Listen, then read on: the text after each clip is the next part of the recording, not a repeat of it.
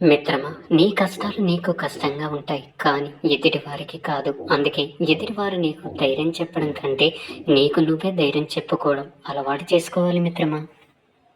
సముద్రం లోతు, ఆకాశం వైఫల్యం, ఆడదాని మనస్సు ఈ సృష్టిలో ఎవ్వరికీ అర్థం కాదు మిత్రమా. నిన్ను ఏ సంఘటన అయితే ఎక్కువగా గాయపరుస్తుందో అదే నీలో బలమైన మార్పుకి కారణమవుతుంది. ఎంత సంపాదించినా సర్దుకుపోయే భార్య ఉన్నంతకాలం ఆ భర్త ధనవంతుడే. ఒకటి గుర్తుంచుకో మిత్రమా, నీది కాని దానికోసం మీరు ఎప్పుడు ఆశించకండి. నీదైతే మీరెప్పుడు వదులుకోకండి. ఒకరితో మిమ్మల్ని మీరు పోల్చుకోకండి. ఒకరికి నచ్చినట్లు మీరు ఉండకండి. ఒకరి కోసం మిమ్మల్ని మీరు మార్చుకోకండి. మీరు ఎప్పుడు కూడా మీలాగే ఉండండి. మిత్రమా, డబ్బు అనేది మహావృక్షం లాంటిది. దాని కిందకు వెళ్ళాక మీ నీడే మీకు కనబడదు. ఇక మీ చుట్టూ ఉన్న వాళ్ళు అస్సలు కనబడరు. డబ్బు దగ్గర ప్రతి ఒక్కరు స్వార్థపరులే మిత్రమా. మనలో మార్పు అనేది చాలా సహజమైనది. ఎలా మారాలి అన్నది వివేకం చెబుతుంది. ఎప్పుడు మారాలి అన్నది అనుభవం చెబుతుంది. అసలు ఎందుకు మారాలి అన్నది అవసరం చెప్తుంది.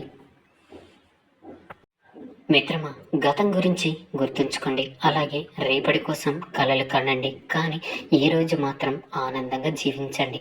మగాడి జీవితంలో స్త్రీ పాత్ర చాలా కీలకమైనది. స్త్రీని ఒక వ్యసనంగా మార్చుకునే మగాడికి జీవితంలో శారీరకంగా మానసికంగా కోలుకోలేని దెబ్బలు తినడం మాత్రం ఖాయం. ఒకటి గుర్తుంచుకో మిత్రమా, ఈ ప్రపంచంలో ఎలా బ్రతకాలి అనేది మనకి ఏ పాఠశాల నేర్పించదు. మన చుట్టూ ఉన్న ప్రపంచంలో జరిగేది చూస్తూ మనకి మనమే నేర్చుకోవాలి. చప్పట్లు కొట్టే చేతులన్నీ భుజాన్ని తట్టలేవు. సలహాలిచ్చే వారందరూ సహాయం చేయలేరు. తెలుసుకుని మసులుకో మిత్రమా. నీ మనసుకు నచ్చిన వారు మనసారా మాట్లాడితే ఆ ఆనందానికి అవధులు ఉండవు. స్వర్గం కూడా చిన్నబోతుంది. మీ జీవితంలో కష్టాలు ఆగకుండా కురిసే వానలాగా వస్తుంటే దేవుడు మీకు గొడుగులాగా సహాయం చేస్తాడని గుర్తుంచుకో మిత్రమా. ప్రతి స్త్రీ తన జీవితంలో ఇష్టంగా బ్రతికిన రోజుల కంటే తన వాళ్ళ కోసం రాజ్యపడి బ్రతికిన రోజులే చాలా ఎక్కువ. మనం అపార్థం చేసుకునే దానిలో 10వ వంతున అర్థం చేసుకోవడానికి ఉపయోగిస్తే జన్మ సమస్యలకు పరిష్కారం లభిస్తుంది. మిత్రమా, జీవితంలో ముందు చూపు ఉన్నప్పుడే గెలవగలం. పడవ మునుగుతున్నప్పుడే ఈత నేర్చుకుందాం అనుకుంటే బ్రతుకు వ్యర్థమవుతుంది. మీరు చేసే తప్పుకు బాధ్యత మీదే. మీకు వచ్చే కష్టం కూడా దాని ఫలితమే. అందువల్ల మీరు చేసే పనులకు బాధ్యులు ఇతరుల మీద వేయకుండా వాటిని సరిగ్గా చేసుకుంటూ ఉండాలి.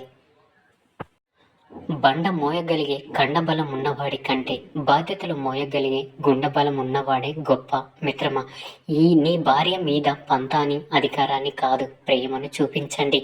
అప్పుడు మీ భార్య అడగకుండానే మీ దారిలోకి వచ్చి మీరు కోరుకున్నవన్నీ చేస్తుంది. స్త్రీలు ఎప్పుడు కూడా గౌరవించే మగాడిని, ప్రేమను పంచే మగాడిని ఎన్ని కష్టాలు ఎదురైనా వదిలిపెట్టరు. మీరు నమ్మింది చేయడం మొదలు పెడితే మీకు నచ్చింది దొరకడం సులువవుతుంది. ఒకటి గుర్తుంచుకో మిత్రమా, కాలం కూడా సరఫరా లాంటిదే. దానికి సమయం రాగానే అందరినీ ఉతికారేస్తుంది. మనం చేసే పనులనేమి ప్రేమ భావం చుట్టూ గొలుసు కట్టులా ఉంటాయి.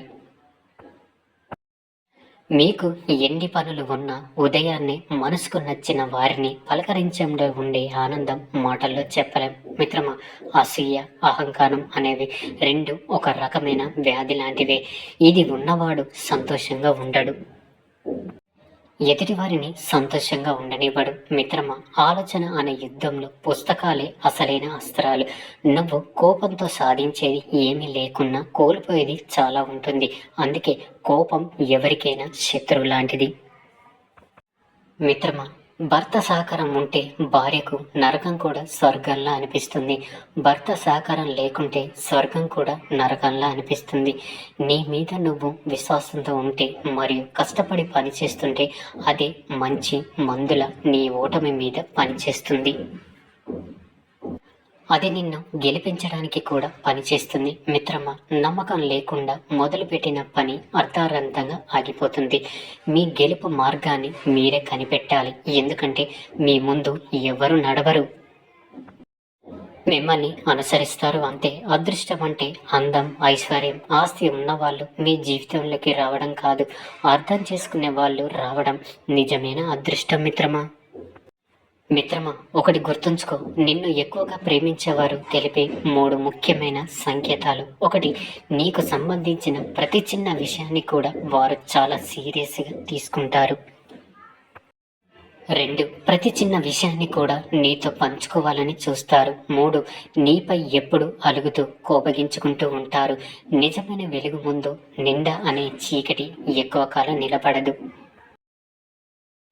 అందుకే ఎవరో ఏదో అన్నారని బాధపడకూడదు. కాలమే వారికి తగిన రీతిలో బుద్ధి చెబుతుంది. మిత్రమా, ఎదుటి వారిని ఎప్పుడు అవమానించకండి. వాళ్ళకి కాలం కలిసి వస్తే వాళ్ళ కాళ్ళ గోటికి కూడా సమానం కాదు. మీకు అన్నీ ఉన్నాయని అహంకారం వద్దు. మీ చివరి రోజున ఒక నలుగురు మీతో ఉండేలా మసులుకో మిత్రమా. త్యాగం అనేది ఎంత స్వార్థం లేకుండా ఉంటే అభివృద్ధి అనేది అంత ఎక్కువగా ఉంటుంది. 4 విషయాలలో సిగ్గుపడవద్దు మిత్రమా. 1, పాత బట్టలు. 2, పేద స్నేహితులు. 3, ముసలి అమ్మ నాన్న.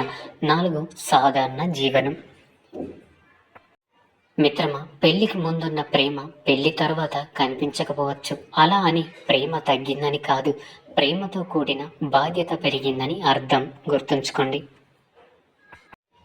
ఎవరినైనా సరే 10 మందిలో ప్రశంసించాలి, ఏకాంతంలో మందలించాలి. 10 మందిలో ఎవరిని తక్కువ చేసి మాట్లాడకండి.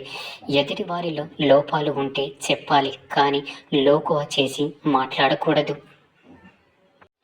ఈ ప్రపంచంలో ఎవ్వరు కూడా పర్ఫెక్ట్ కాదు మిత్రమా. మీరు ఆదరించిన వాళ్ళు మిమ్మల్ని చీదరించుకున్నప్పుడు మీ సమాధానం మౌనం మాత్రమే అవ్వాలి, తప్పితే మరొకటి కాకూడదు. ఎందుకంటే అది విజ్ఞానతో కూడుకున్న సమాధానం. అందులో గెలుపు తప్ప ఓటమి ఉండదు. ఒక వ్యక్తి ఆపదలో ఉన్నప్పుడు ప్రతి చిన్న విషయం లెక్కలోకి వస్తుంది. ఎంత ప్రేమ చూపించినా తన ప్రేమ ముందు నా ప్రేమ ఎంత అనుకునే భర్త ఉన్నంత కాలం ఆ భార్య మహారాణియే. ఈ సూక్తుల్లో ఏ సూక్తి నచ్చిందో కామెంట్ చేయండి. ఈ వీడియో కనుక నచ్చినట్లయితే లైక్ చేయండి.